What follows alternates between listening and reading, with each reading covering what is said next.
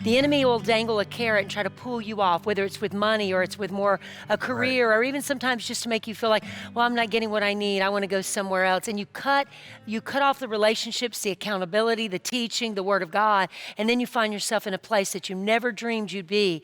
So we've got to always stay humble in our marriage, humble before the Lord, and humble, teachable, correctable, so that we don't let these areas mess us up and we don't let friends influence our marriage. I have always been careful not to speak evil of my husband and not to hang around women who speak and tear down their husband. Drenda, I have never known you to ever do that. Never. And I appreciate that. Thank you. Thank you. Well, if we're one and we tear down the spouse, what we're doing is we're tearing ourselves down. That's right. And so that's just it's a trap of the enemy.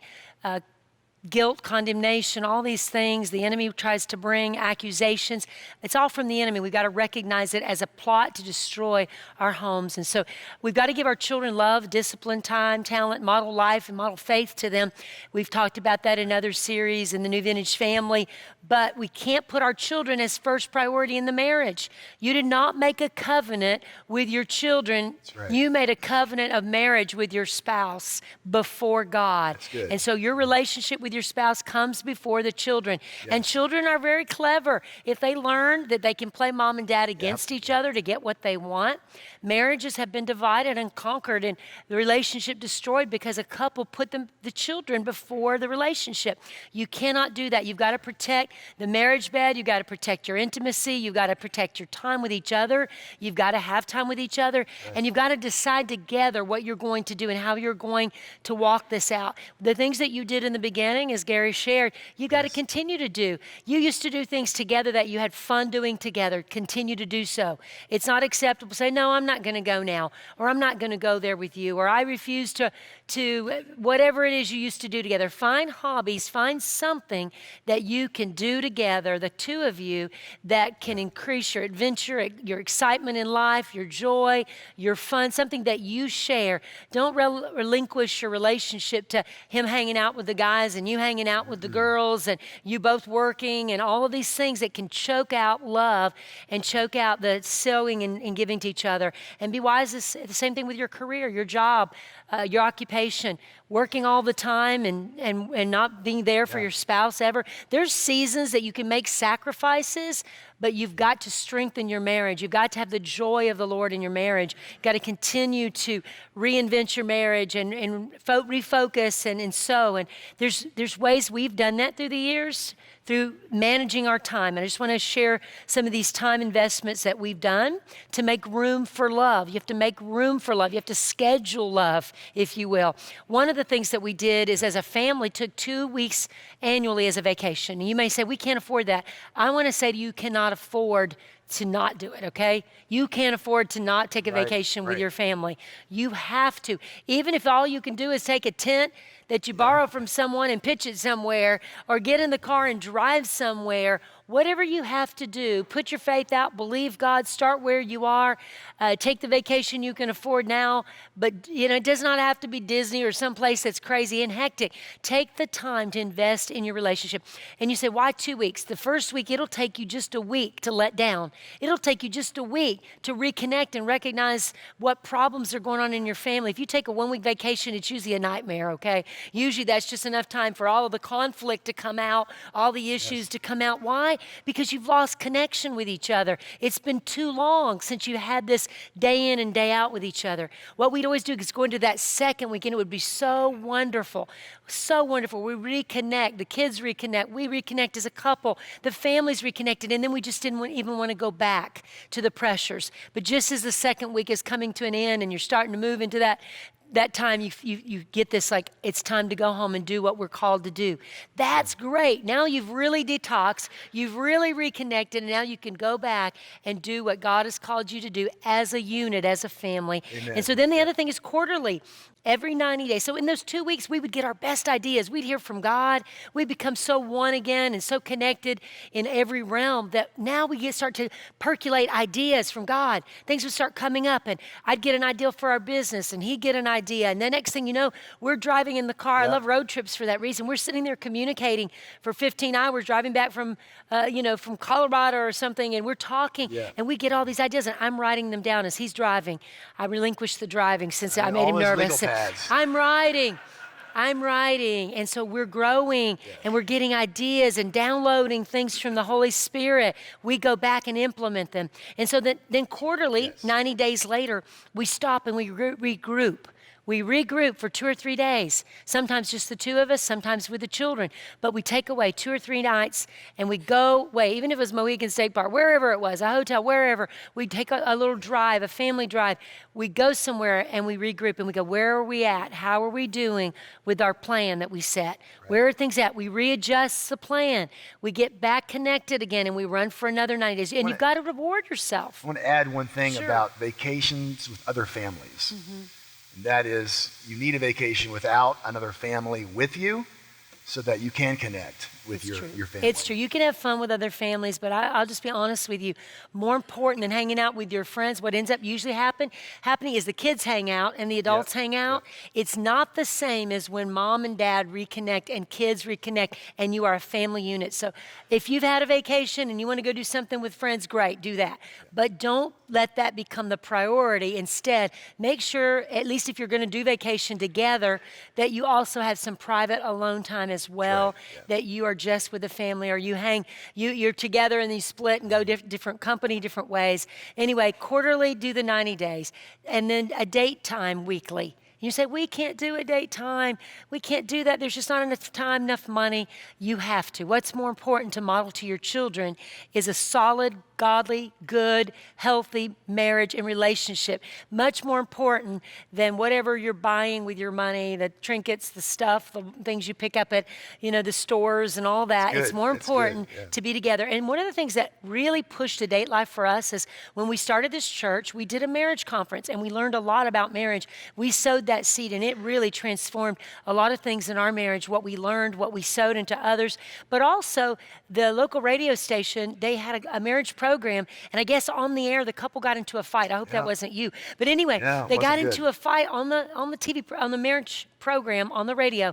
And so we got a call the next week, could you please take over this marriage program? Because they knew we did a marriage conference, right? So now we've got to learn even more. We're like, okay. So every week we go, we don't want to do that. Year and a half we did that. Yeah, year and a half. We'd be like, every week. I don't want to do that. But we would drive there and plan what we were going to talk about. We'd get there. We'd share it on the air. Calls would come in. We'd minister to all these marriages. And then it would open our eyes. Yeah. Wow. We've got to keep investing in our marriage. And then we would go out to dinner ourselves. That once a week was amazing. That was so good for us. And then another thing that was great was his company that one of the vendors he worked for would give us a free trip every year. So the two of us would take that free trip alone, just the two of us. And so we'd have family vacation, but we had a trip alone.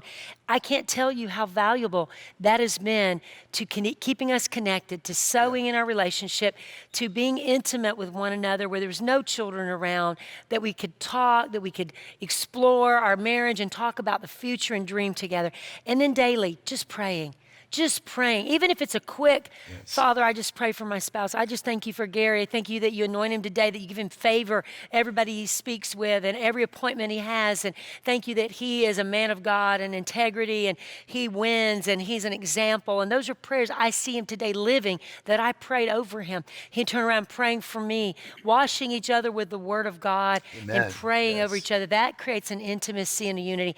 And the prayer can be short. God bless bless him today. We're running out the door, whatever it has to be. Sometimes life doesn't afford us all of the things we'd love to do, but we have to plan for those times together. Right, Gary? That's right. So the mystery of life is recognizing there will be hindrances to your ability to stay one in vision that you must overcome, both in the area of life pressures and in emotional feelings and hurts. Right.